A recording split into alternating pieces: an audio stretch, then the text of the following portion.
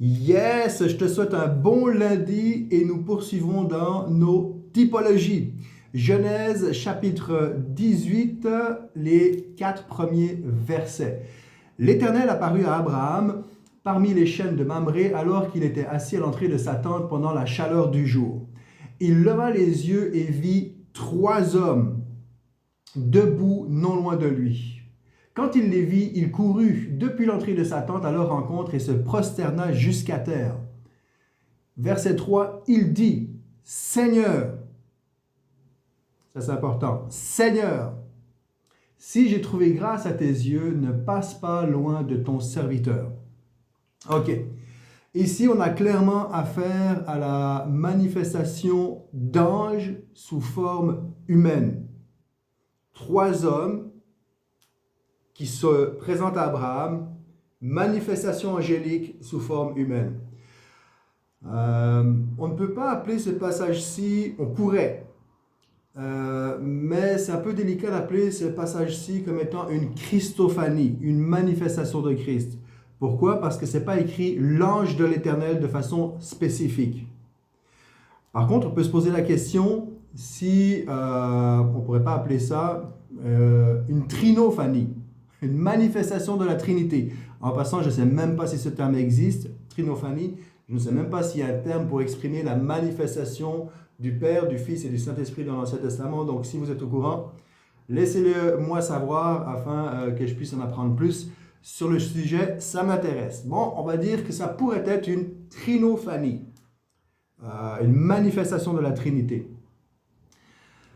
Plusieurs éléments nous indiquent cette possibilité-là. Bon, premièrement, ce n'est pas écrit spécifiquement l'ange de l'Éternel, donc on ne peut pas appeler ça une Christophanie. Par contre, on sait que c'est une manifestation de Dieu parce qu'au verset 1, directement, c'est écrit l'Éternel apparu. Donc, ce n'est pas l'ange de Dieu, ce n'est pas l'ange de l'Éternel, c'est clairement l'Éternel qui est apparu à Abraham. Et je vous disais tout à l'heure, c'est important, verset 3, il dit Seigneur. Voyez-vous, Abraham voit 3 hommes, 3 anges, il se présente à eux, il se prosterne devant eux, et là il dit Seigneur.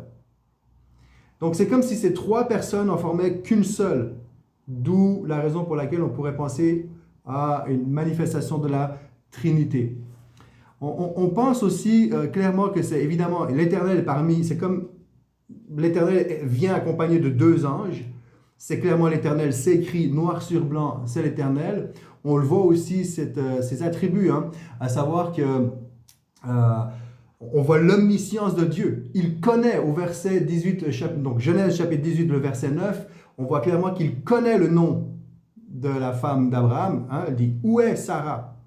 Donc, elle aura un fils, etc. Non seulement il connaît le nom de Sarah, il sait que Sarah est en train de rire dans sa tente. Alors, on pourrait dire peut-être qu'il a entendu rire, etc. À vérifier.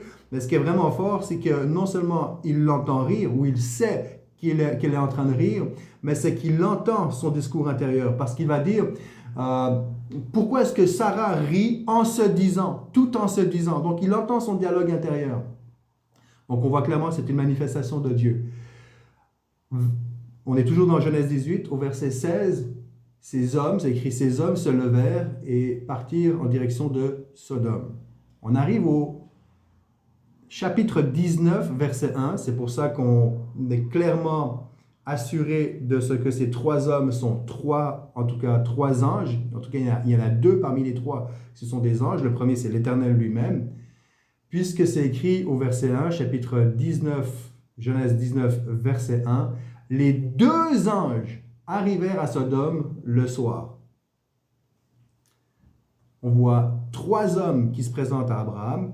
Abraham se présente devant les 3 en s'adressant à Seigneur, comme s'ils étaient une seule et même entité. On arrive au chapitre 19. De 3, il passe à 2 anges. Et c'est là que plusieurs vont dire, effectivement, les 2 anges sont partis, l'Éternel est resté, peut-être un petit moment à discuter avec Abraham, et l'une des raisons serait le fait que l'Éternel Dieu ne peut demeurer en présence du péché, donc à savoir à ce moment-là à Sodome et Gomorrhe. Il ne peut rester en présence du péché, il est 3 fois saint. D'autres vont pousser l'analogie en disant De la même façon que Jésus a été envoyé sur terre pour donner sa vie en rançon, pour sauver et non pour condamner, un de ces deux anges pourrait être une représentation du Fils et l'autre du Saint-Esprit qui va prendre le relais aussi dans l'œuvre. Donc on voit cette analogie où l'Éternel Dieu se manifeste à Abraham, il reste à l'écart, loin du péché, envoie son Fils et son Esprit, comme c'était le cas sur la terre dans le Nouveau Testament. D'où la raison pour laquelle on pense que c'est une manifestation de la Trinité de Dieu auprès d'Abraham. Ça reste un sujet de discussion, mais c'est intéressant de voir que Dieu se manifeste. Encore une fois, si tu connais le terme précis pour manifestation de la Trinité dans le Saint-Testament, merci de le communiquer dans les commentaires ou de m'écrire en privé, ça va me faire plaisir. 3 choses que j'aimerais retenir pour nous aujourd'hui de cet épisode-là par rapport à Dieu, à ses attributs. Dieu est omniscient et nous pouvons retenir 3 choses pour nos vies, pour ce début de semaine. Il connaît mon nom. Il connaît ton nom comme il connaissait celui de Sarah. Il entend nos discours intérieurs comme il a entendu celui de Sarah. Troisièmement, il est capable de tenir ses promesses à l'égard de son Église, de son peuple, de ceux qui s'attachent à lui. Il est le Dieu qui connaît mon nom. Il entend mes discours intérieurs, mes secrets les plus gardés, les mieux gardés, il les connaît et il est celui qui tient ses promesses à notre égard. Par rapport à cet aspect où Dieu connaît nos discours intérieurs, il peut y avoir un effet de « oh là là ». J'ose plus bouger, puis non. Alors, il y a 2 choses. C'est que cette réalité nous inspire un profond respect de Dieu. C'est ce que la Bible appelle la crainte de Dieu. Non pas la peur de Dieu, mais une révérence extrême, une révérence forte, un profond respect de Dieu. Et la deuxième chose, un profond réconfort. Donc, ça m'amène à réaliser que Dieu est Dieu. J'ai besoin de prendre garde de ce qui se passe dans ma vie intérieure, dans mes pensées, dans le temple le temple que je suis pour son esprit. Je suis appelé à prendre soin de ce temple-là, à lui confier mes secrets, à l'honorer dans mes pensées. Et en même temps, ça amène un réconfort pour dire, Seigneur, tu me connais mieux que quiconque. Tu connais mes rires incrédules, tu connais mes craintes, tu connais mes joies, tu connais mes aspirations, tu connais mes prières les plus silencieuses. Alors j'aimerais te laisser sur cet encouragement. Dieu sait ce que tu vis, Dieu sait ce que je vis. Il est là, il est omniscient. Il est le Dieu qui s'est présenté auprès d'Abraham est le même qui veut se présenter jour après jour durant cette semaine pour toi et pour moi. Je te souhaite une bonne journée et à très bientôt. Ciao, ciao.